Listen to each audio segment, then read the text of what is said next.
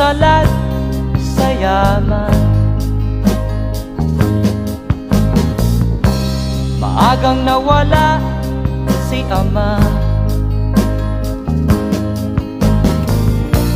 Ang ina ko na may mahina na.